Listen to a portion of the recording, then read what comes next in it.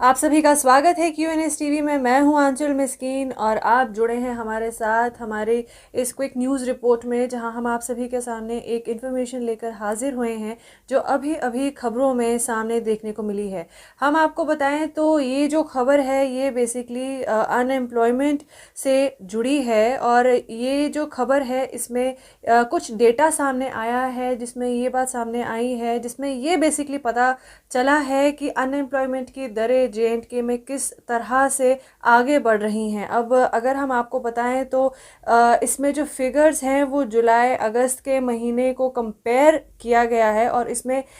जब डेटा सामने आया, और डेटा को सामने लाने वाली जो एजेंसी है वो है centre for monitoring Indian economy. तो इन्होंने जब यहाँ के अनएम्प्लॉयमेंट रेट को फर्दर सर्वे किया तो ये बात सामने आई है कि अगर हम जुलाई के महीने में कंपेयर करें तो जुलाई के महीने से तो कम से कम 12% का इंक्रीज़ और देखने को मिला है जम्मू कश्मीर की अनएम्प्लॉयमेंट रेट में, जो कि अब कुल मिलाकर जा पहुंची है 32.8% पर। दोस्तों, इस तरह की जो खबरें हैं वो डेफिनेटली वेलकमिंग नहीं है, अप्रिशिएबल नहीं है, क्योंकि ये शो करता है कि जो हमारा सोसाइटी है, हमारे यहाँ का जो एक एम्प्लॉयमेंट सेक्टर है वो किस तरह से एक वीकनिंग पोजीशन पर आ पहुँचा है, किस तरह से जो यहाँ के यूथ हैं वो अभी भी अनएम्प्लॉयड घूम रहे हैं, जो कि ऑब्वियसली अगर देखा जाए तो it's not definitely a good sign. तो अब वहीं पे अगर इसके बारे में बात करें तो 2016 में जनवरी में जब ये अनएम्प्लॉयमेंट रेट की दरें देखी गई थी तो उस टाइम पे ये कोई 12.3% पे थी। फिर उसके बाद धीरे धीरे करके 2016 में इसकी जो दरें थी वो 29.6% पर आ पहुंची थी। तो फिर इसके बाद जो centre for monitoring Indian economy है, यानी कि CMIE, इनका ये भी कहना था कि जब आर्टिकल 370 एब्रोगेट किया गया था तो इसके बाद भी जो अनएम्प्लॉयमेंट की दरें हैं उसमें उछाल देखने को मिला था, अनएम्प्लॉयमेंट की रेट्स में काफ़ी इजाफा हुआ था। फिर इसके बाद एब्रोगेशन के बाद फिर हम सब जानते हैं कि कोविड आया। कोविड के बाद भी इस एजेंसी का कहना है, इनके सर्वे के तहत ये बात सामने आई है कि जो अनएम्प्लॉयमेंट की रेट्स है उसमें फिर कहीं ना कहीं एक और इंक्रीज़ देखने को मिला है। और आज की डेट में अगर देखा जाए तो जैसे कि हम आपको बता चुके हैं कि दरें जो हैं 32% तक आसपास जा पहुंची हैं, तो आज ये हालत है। फिर इसके बाद इस सर्वे में एक और बात सामने आई कि जो स्कॉलर्स थे, जैसे PhD स्कॉलर्स है, मास्टर्स के स्कॉलर्स है, ये देखा गया है कि जब जॉब सर्कुलेशन में ये नहीं आए, जब इनको जॉब्स नहीं मिली तो इन्होंने ऑल्टरनेटिव ऑप्शंस को चूज़ किया फॉर अर्निंग, जैसे कि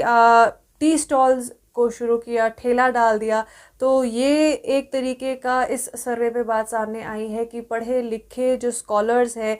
इंटेलिजेंट ब्रेन्स है, वो प्रॉपर एम्प्लॉयमेंट सर्कुलेशन में आने की जगह इस तरह से अपनी कमाई का ज़रिया ढूंढने पर मजबूर हुए हैं। और इसी के साथ the government of India's ministry of statistics and programme implementation, जो इन्होंने एक सर्वे किया था, जिसको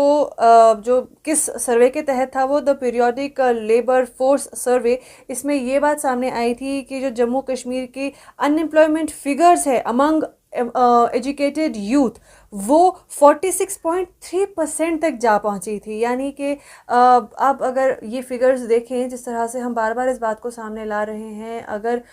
कोई अपने पढ़ता है, मेहनत करता है, डिग्री हासिल करता है इस उम्मीद से कि कल को उसका जो फ्यूचर होगा वो ब्राइट होगा, रोशन होगा, पर जब इस तरह के फिगर्स डेटा सर्वे के तहत सामने आते हैं तो ये बहुत डिस्करेजिंग है। और जैसे कि हम जानते ही हैं कि जम्मू कश्मीर में आजकल कई ऐसे सोशल इविल्स हैं जो सामने देखने को मिल रहे हैं, जिसमें बार बार जो सरकार भी है, या अगर हम एडमिनिस्ट्रेशन कहें या पुलिस फोर्स कहें, अपने लेवल पर इसमें जागरूक या अवेयरनेस क्रिएट करने की कोशिश कर रही है थ्रू देयर प्रोग्राम्स, जैसे कि नशा मुक्ति प्रोग्राम इन्होंने किया था। अब इस तरह के प्रोग्राम्स ये करने को इसीलिए मजबूर हुए हैं क्योंकि रिसेंटली ये देखा गया है कि J&K में ड्रग यूजेज, जो हम कहें ड्रग एडिक्ट्स, इनके उनके डेटा में भी इजाफा देखने को मिला है। तो कहीं ना कहीं इसके अलावा अगर हम बात करें साइकोलॉजिकल इम्पैक्ट्स की, तो वो भी बहुत ज़्यादा देखने को मिला है। सुइसाइड अटेम्प्ट्स बहुत ज़्यादा देखने को मिले हैं। ये देखने को मिला है कि जम्मू कश्मीर का जो यूथ है, they are heading ahead in depression, anxiety and stress. फिर जो